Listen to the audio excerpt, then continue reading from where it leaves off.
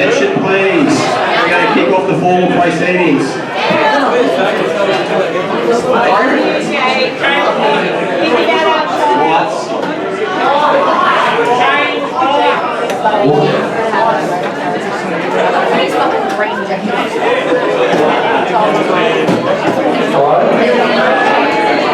Is that better?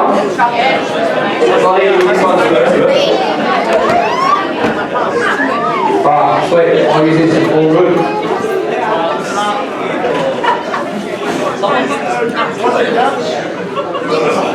Alright guys, let's get some quiet please. Reece Thompson, find your seat. Sit there. Right.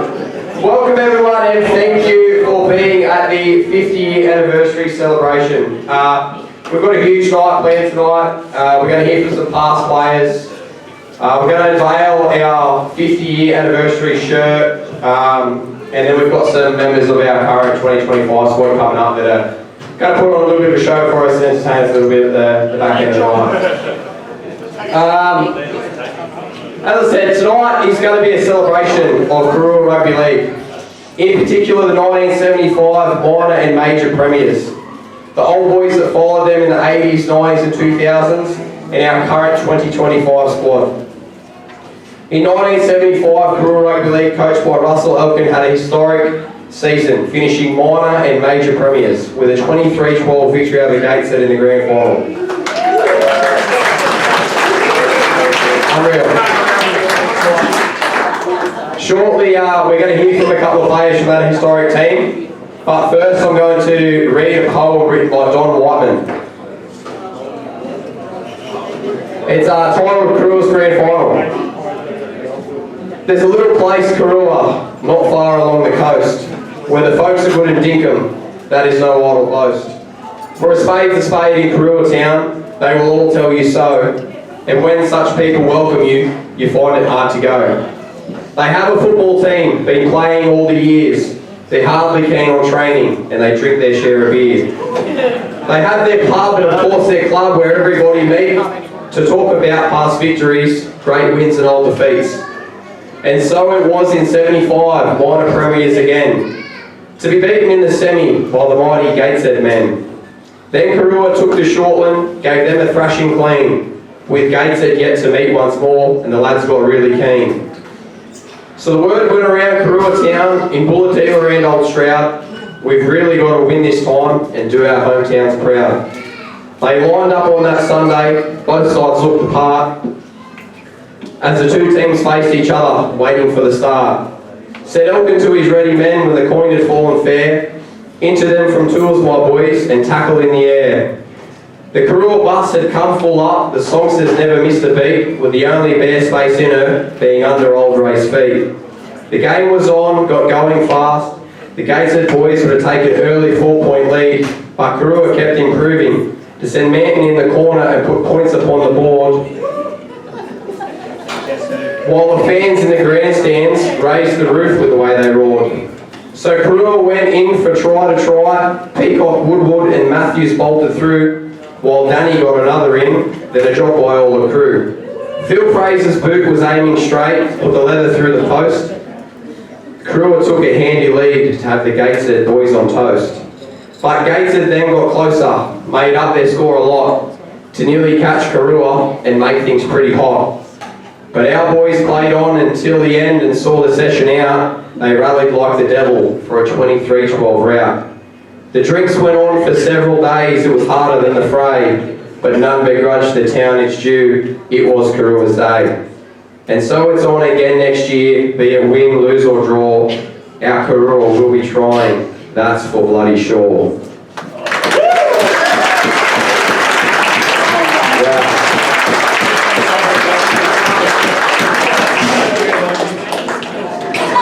Honestly, I've read that probably 100 times in the last couple of months, and the last couple of lines always still get me emotional. I literally, I remember the first time I read that, I actually broke into tears, had goosebumps. Unbelievable. So fucking cool. Alright. So, I spoke a little bit about a shirt reveal. So, we had a concept in mind. with the 1975 team, 80s, 90s and 2000s old boys tied into our current squad, and we designed a t-shirt. It was a long and hard process. The shirt consists of the iconic red V, the 1975 team photo front and centre, and the poem I just read by Don Whitman's on the back. Scattered around the shirt are 80s, 90s and 2000s players and team photos, along with photos of our current 2025 squad. You'll see in a second up on the screen, we're going to post a picture of what it looks like, but we are very excited to unveil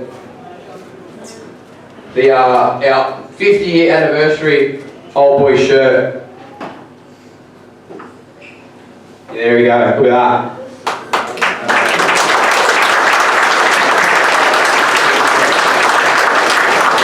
So,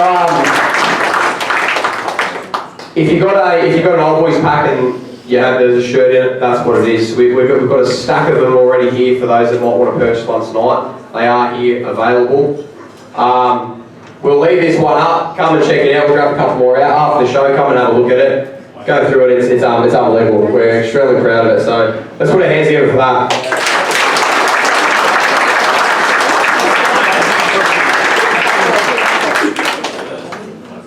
Now I'd like to call up two of the players from that 1975 team. I'd like to bring up Ian Chapman and Kevin Smith.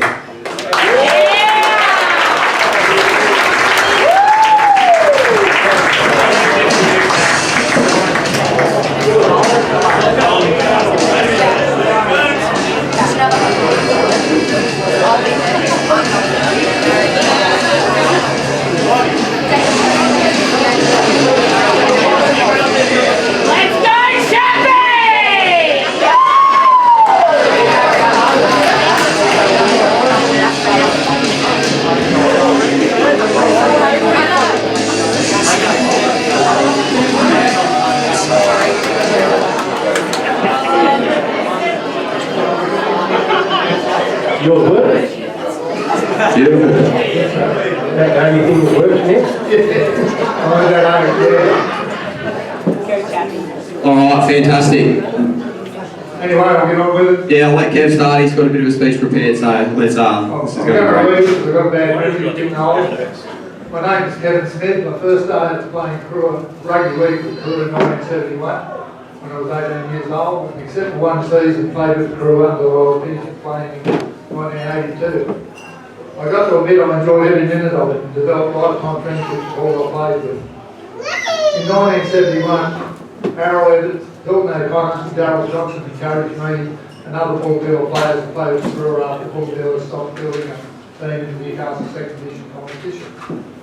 Rugby league players from Bulgadale, Australia, Tea Gardens, Hawksnest and other areas started to make Crewe Rugby League their home team. Over the years I was coached by Harold Evans, Hilton O'Connor, Brian Boxer Hoffman, Dennis Mount, Russell Freckle Elton, George Hostler, David and Sally Salisbury, and Danny Flathead Man. I think Danny did it. Tea Gardens, Hawksnest and Stroud had started their own rugby league clubs.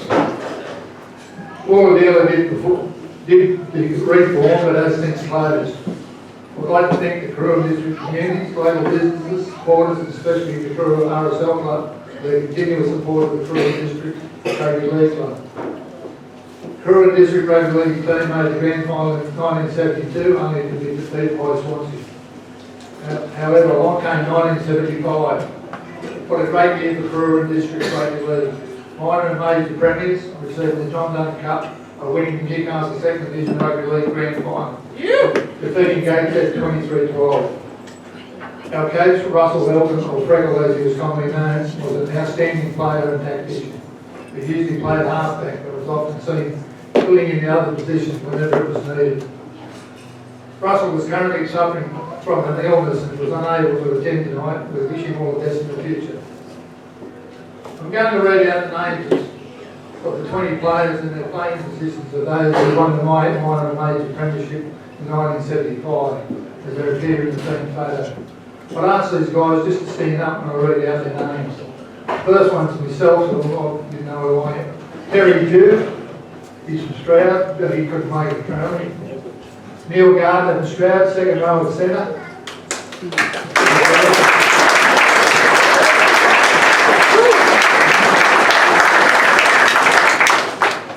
We might say he's left the last break, okay, Steve? Stay standing if you can. Give us all a round of applause. Barry Peacock from Stroud, he's got an apology for the way overseas. Eric Landmine from Bulladella, he's not here apparently, he was going to be here, I thought. Russell Sellers, Bulladella. Russell's here. Bruce Matthews, I don't know if anyone got in touch with him, I haven't seen him for years. Phil Fraser has passed away. Doug Bowden from Stroud. Alan Rose, he's away too. He gave an apology. Ian Chapman from Crew, he's here next to me. Yeah, John Martin from Stroud, he's here. Michael Sackley, he's passed away. Kenny Maiden from Stroud.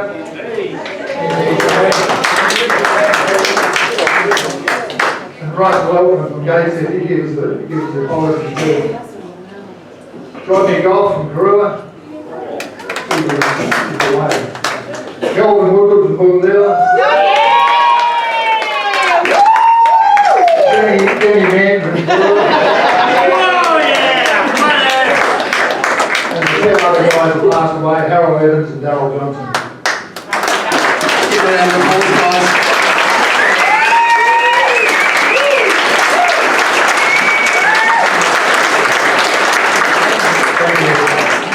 Seven players of the 1975 Premiership team also played in the 1972 Grand Finals and beat us by Swansea.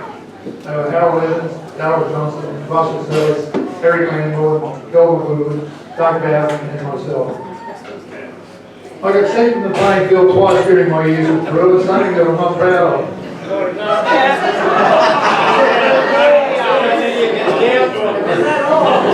How many? Forget, you forget. I got bad memories.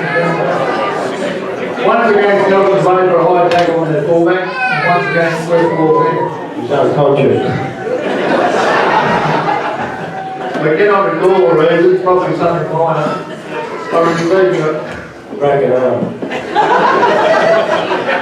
I was receiving one that suspension for each occasion. At the time, I moved to Shortland County Council as my boss played football then for the second division judicial chairman. I was very disappointed that he didn't let me off.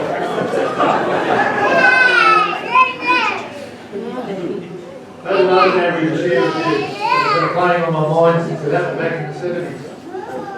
Crew was playing against Hawksness in a trial match. I was playing halfback. About 10 minutes in the second half, I had to lead the scrum. It was back in the time when it was a competition between the two hookers to actually hook the ball back with their feet to lead the scrum. The scrum was formed. I knew the referee, Noel Digby, was behind his left eye and he stood to my right. The referee would look at the opposition back line to ensure they were on side to recall the feet to scrum. Anyhow, I teed up the Crew of 5'8", Ian Chapman, to be prepared. Sure enough, the referee turned his head to the right to check the opposition, backs were on side and yelled, "Please the ball." I passed the ball straight to Chapman. The referee called play on. Chappie took off, Crew it about 70 metres. Yeah, let me interrupt there, Kev. Yeah, it was a good point, but they did exactly the same thing the next scrum. There we start. The Hawksness played a scream and yelled. Ref, he didn't put the ball into the scrum. They weren't happy. The referee didn't seem to care. I thought it was a good move. We lost the trial match 3-2 and I copped a bit of abuse from the Hawksness crowd. In hindsight, it was like in 1981 when Dennis Lilly bowled underarm and cricket. Finally, I would like to thank those who organised today's events, especially Daniel Levin's team. His team has done a great job. If Daniel coaches the way he organised, the crew are going to have a good year. I also wish all persons involved in the Crew and District Rugby League teams, both male and female, all the best for upcoming seasons. season.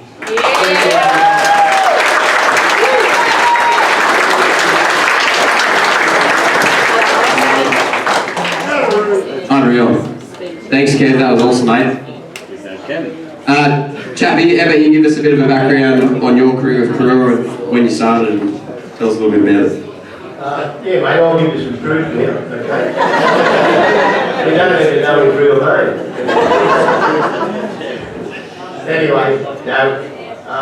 Yeah, I started in '73 with Hilton. Hilton was a coach. And yeah, the club was just wonderful. And we all played for each other and yeah, we got on really well. It was a terrific time in our lives. We didn't mind training, actually. Yeah, we trained and drank. Wins premierships, all right. Actually, I remember, this was in '76, they did the ground up. Yeah, so we couldn't play, so we played the Stroud. Yeah, 2 o'clock Friday morning we used to leave Stroud Park. Big hard training session. Hard training session. We did that fairly regular. And then, as you guys know, he's probably doing the same thing now. But I'd like to enlighten you on a couple of Kevin Sandoffs. And we were playing at Wangi one day. I think it was Wangi, it was down that way anyway.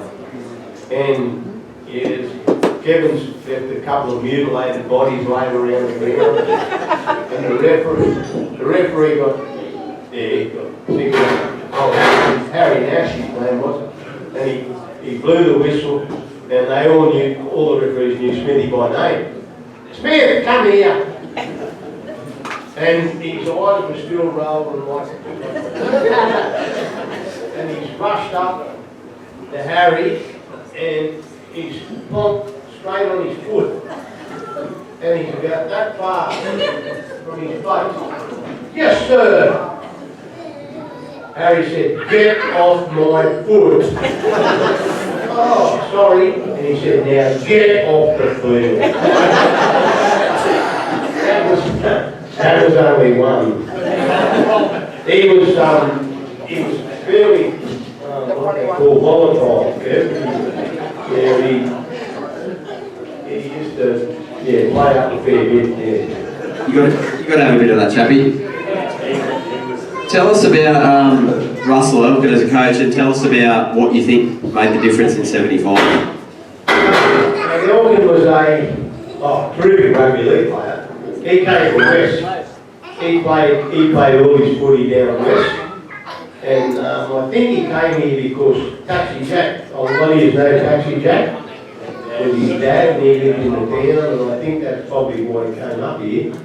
But he was a really good player, but a better tactician maybe, you could say. Yeah. So he played, he played 7 more years, and then we got belted up in the major semi, and the opposition halfback was called Ronnie Bird, was nearly as bad as Kevin. Ronnie, it was Ronnie. And anyway, Elkin got touched up pretty well in that game, and he thought, he's not going to get away from this bloke, and I've got to put someone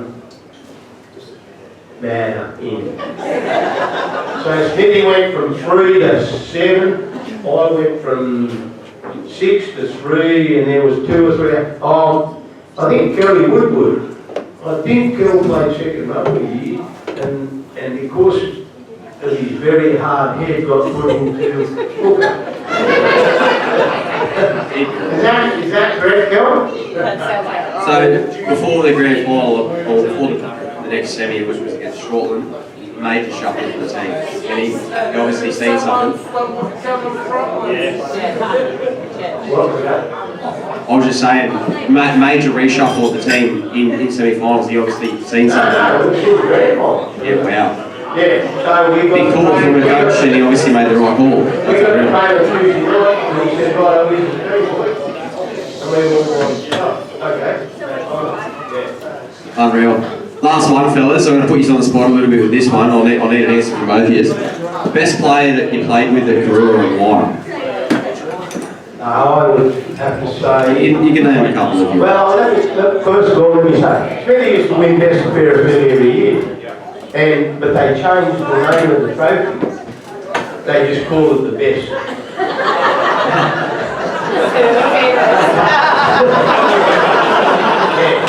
And I went to Mort. I went to Lionel Mort, was the president of our club back then. I said, Mort, you've got to change the name of that trophy, mate. He said, why's that? I said, you know why, he's probably the best. And he said, yeah, I'm getting you. No, he was best and baddest. But we had a lot of great players. That's awesome. What about you, Kev? Who was a standout player you played with, mate, at Karua?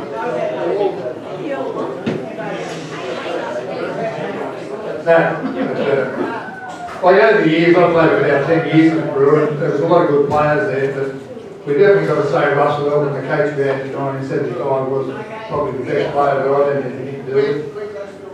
He played a lot of positions around the scrum base, centre, anywhere, he talked everything else in. So I think he was our best player that I played for over the years. And also, another guy that coached was Dennis Mount in, I think it was about 1973. He was from Hawkesbury, 77. And anyway, he was from Sydney, he played at one of the clubs in Sydney. Then he came up here and coached one in Harrisburg for 10 years. Then he came and coached us. He was a very good tactician. Just talk to you, the way he talked to you and that, Yep. level up something like that. So it was down to Russell Elton and Dennis Mount, the two best players. Unreal. Alright guys, quick round of applause for Kev Smith and Ian Chapman, please.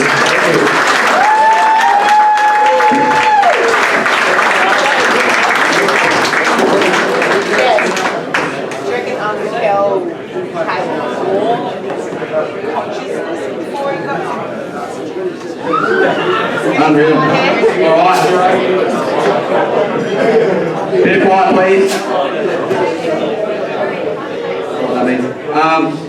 We're going to hear now from another old boy, another legend, 80s, 90s, 2000s, played forever, 70s, I think he played forever. Life member of the club, champion, and he's a good story from this bloke, Ronnie Bills, ladies and gentlemen.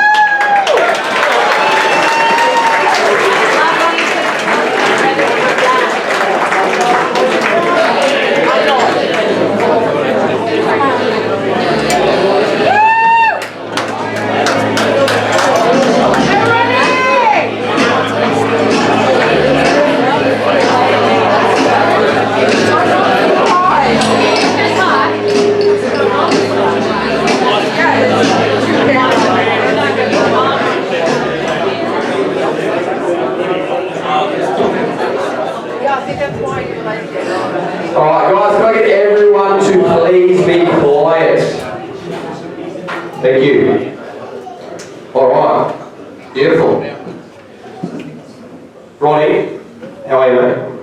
Very well done. Very good. Mate, can you give us a brief overview? I know it's a huge career. Give us an overview of your time with Karua. When you started, mate, and when you finished up. My first game for Karua was in 1972. I was 16-year-old and I didn't know much about football at the time. But I worked for Glenn and Raymond Davis in the oyster farming afternoons and weekends. They turned up one day and they said, "Do you want to go in football?" I said, "Oh, I want to play juniors, mate." So they took me to Karua here and gave me my first game. Glenn said, "Just do what I do, Ron, you won't have a problem." Well, I had a problem straight up because he got smashed the first tackle. I said, well, that's going to be a long season for Ron.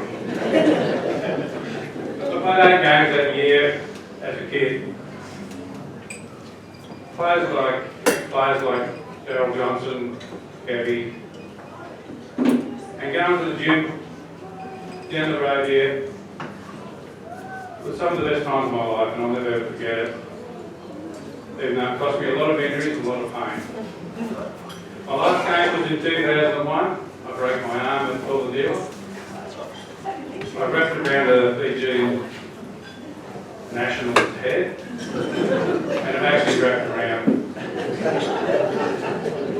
So I got a pins and played it, and I played my last game at Karua, just so I didn't cop out of Bulahdelah, sorry guys.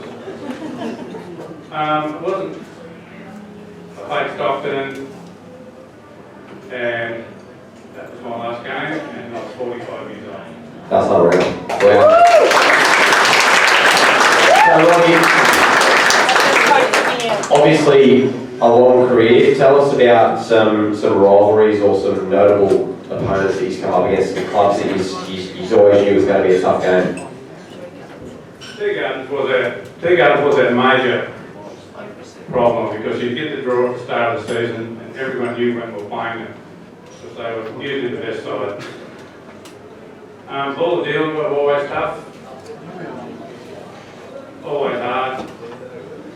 You go to Bulahdelah and they had change rooms that had hot showers and tiles. The business has cold showers and a dirt floor. That was the mentality. Unreal. Ronnie, as I said, mate, you obviously played with some great teams at Karua. Do you feel he's had a team that could have won a premiership, and why do you feel in your time that he's maybe fell short? I don't quite remember the exact year, but we made the grand final against Carrington. We had probably the best side to play with. Dave Johns and company. 91, a long time ago. At the start of the season, we were beating, all the sides were beating Carrington by 40 points or more. They were affiliated with North Newcastle, one of their grades folded, and they ended up with Canada, so their players. And they were winning 40-0. We got to the grand final, led by Dave Johns. We failed in the late second half. But I was so proud to be a part of that side and not being able to wear a jacket like my previous. Unreal. Could be a great side.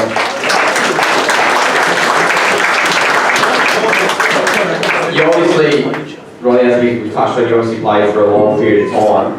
What was the game like back then, and how much has it changed now? When I started playing at school, we played a 4-tackle rule, 5 yards apart. And just before I started playing in primary school and in high school, I wasn't long out of the unlimited tackle, which I'm glad I never played. That's how it was back then, before I started. You tackled until they dropped the ball. Daniel, asking what is famous or Famous words. But sir,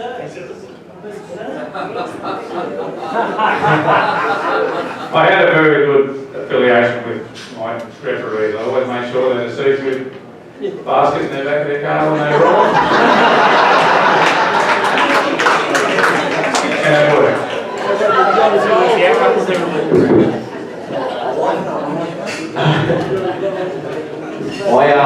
I grew up, Ronnie, this is a bit outlandish, but I grew up my whole childhood being told about how you play football and, you know, how to basically try and kill people on the field and how the game was meant to be played. You're meant to be hard. If someone's laying on the ground, you don't just go and you get on them. All sorts of things like that.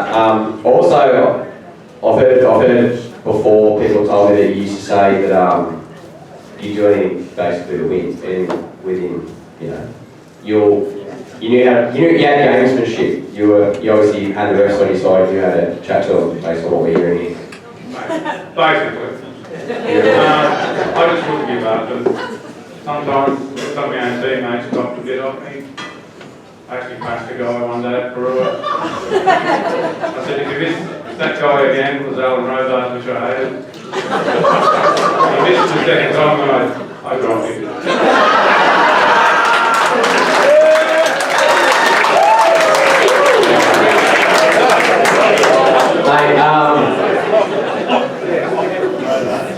Alright, just a couple of things to finish off, mate. Just give us a couple of highlights with your time at Crewe, some memorable things that you achieved with your time at Crewe? Looking around, the thing I gained in Crewe was mateship and a great bunch of guys that you'd ever wish to play footy with, all right through my career with Crewe. They never give up, they never lay down, and I think I was the only dirty player.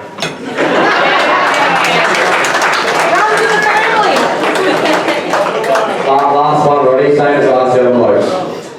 Best player you played with at Crewe and why?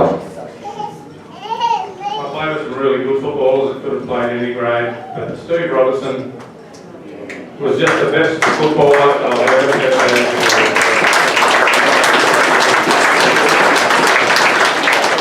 You can name any player that can score off a kick-off. I can't remember one. Steve, he scored 7 when I played with him over 2 or 3 years. And when he went to play with Waratah, he was leading try scorer. He had 30 tries up, two-thirds through the season. And then he went to North Newcastle. North Sydney, and he was on TV on the game. He was leading try scorer of the Sydney competition. They gave him a lot of money. They gave him a car, a unit, and a lot of money, and he went off the rails. He was destined to play for Australia within 18 months, everyone agreed with that. But he wasn't used to city life, and sadly he passed at a very young age. Shane, great player. Roddy, thanks mate for coming up. Everyone could give Roddy a big round of applause.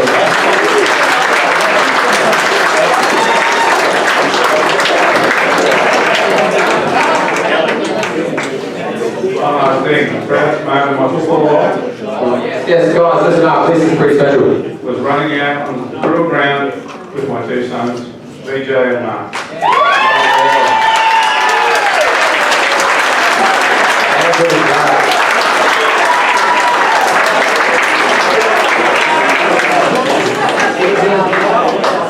Alright, beautiful.